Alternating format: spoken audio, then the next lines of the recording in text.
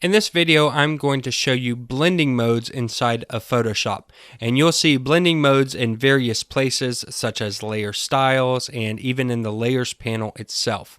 Now, I know how blending modes work. I know which ones typically look good, but they're based on mathematical formulas. So I can't go into detail explaining every single one of them. And if you want more information, I suggest checking out Adobe's documentation on all of the different blending modes because there's a lot of them. But let's go ahead and take a look at a couple of them now.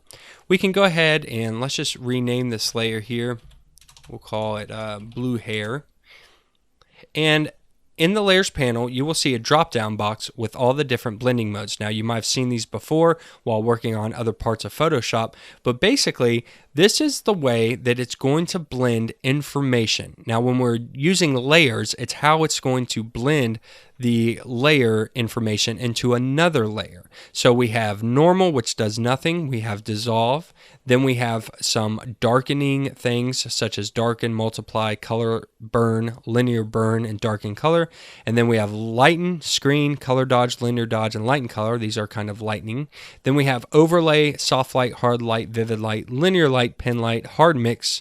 Then we have difference, exclusion, subtract, divide, hue, saturation, color, and luminosity. So these are all going to affect the layer in a different way. And again, you see these in other places too, like layer styles. But they're all based on mathematical formulas. So I'm not going to show them all, or I can't even explain exactly all of them. But I will show you the common ones. So let's go ahead and create a new layer. And what I want to do here is I'm going to create a circle here. And we're going to fill that in with white's fine. And then we're going to let's create another circle here. We'll just fill that in with black. And this is just for demonstration purposes real quick. So what happens is we've created a new layer. And we want to blend this layer into the layer beneath it. And we use the blending mode. So right now it's just set to normal. So we see a white and a black square. If we set it to dissolve, it doesn't really do much because there's no missing pixel information.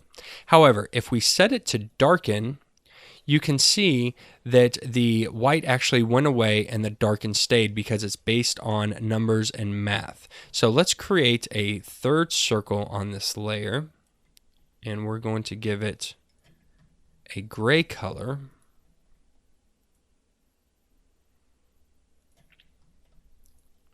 We can just do that here, 50% gray. And you can see what is happening here. So where it is white, we can see that it's doing nothing. Where it's black, it's completely darkening. And where it's gray, it has darkened it at a 50% mathematical formula. As I move this around, you can see how that's being affected here based on its blending mode. Now, if we change the blending mode to another darkening mode called multiply, you can see that the white and the black are also not doing anything, but where we have this gray, it has darkened that part of the image for us. And this is how it's blending these together. So let's take a look at some of the other ones. We have a color burn. So that's pretty interesting. The black and the light spots on the dress are interacting. The white's not doing anything, but where we have the gray, it's creating this really cool burning effect. We have a linear burn, and we have a darkened color. And then we have the lightning one. So with lightning, you can see the black goes away, the white stays, and where it was 50% gray, now we're lightening the image. So these are all the ones that do the lightning. So screen is pretty popular. And then we have color dodge, which is kind of like a color burn, only we're dodging. And you can see how it's reacting to parts of the dress. We have linear dodge, and we have lighten color. Then we have a overlay. This is a basic overlay. And then you can see that the Gray is actually not doing anything, but the white and the black circles are doing something. It's creating an overlay. So here we can see how this image is being affected based on the overlay with the black circle and with the white circle. Then we have soft light, hard light, vivid light, linear light, pen light, and hard mix. These are all different lighting methods that you can use. Then we have difference, so it shows the difference of pixels. At 50% gray, we get a 180 degrees on the pixels here. We have exclusion, so it's actually going to exclude out parts based on that white circle there, and you can see how that's working, kind of this X-ray effect, which looks really cool. We have subtraction, so the gray is also working to help subtract out some of this image. We have divide, and again, these are all mathematical formulas. Then we have hue, so we can see how we can adjust the hue to a grayscale. We have saturation, color, and luminosity. We're not going to see anything because there's no color information on those. But basically, the blending modes are giving us ways to blend in our graphics into the layers. So let's go ahead and just delete that layer out. So now, something that you might want to do, and I'll show you where this can come in handy, is let's say that we wanted to darken up a part of this woman here. Maybe we want to darken the shadows like around the neck. Okay, how could we go about that? Well, we can select our brush, and then we can select our color. Let's just do a gray, and we can color on here, and let's just make sure this is working. So we can pick any of these. Let's say we do a multiply, and now we want to darken up the images here. Now this is working kind of like a mask, where wherever I paint, it's going to darken because that layer has a blending mode of multiply.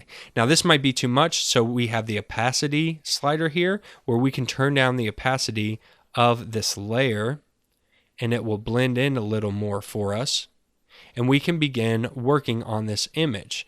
Now we have gray, and if we go to black, you'll see it's 100%. And if we go to white, it takes it away. So it kind of works like a mask, where we can add and subtract into this blending mode. So if I want to darken her up, I can go to her neck with the black selected or a dark gray, and that's going to be too much. Let's use the gray here. Let's go back to a gray color. And I can start editing this image in its blending mode, and I can come in and darken this shadows and give her more shadows around her neck. That's way too much, so we're going to just turn that down. And now you can see how I can affect the image based on the layers blending mode. The same thing if I go to let's say a screen, I can lighten up that image. If I wanted to lighten up these shadows, let's go ahead and select all this and delete, turn that into a white, and now we can give some highlight. So if we wanted to make those lips highlighted a little more, we can do that. The opacity is turned down, so let's crank that up here.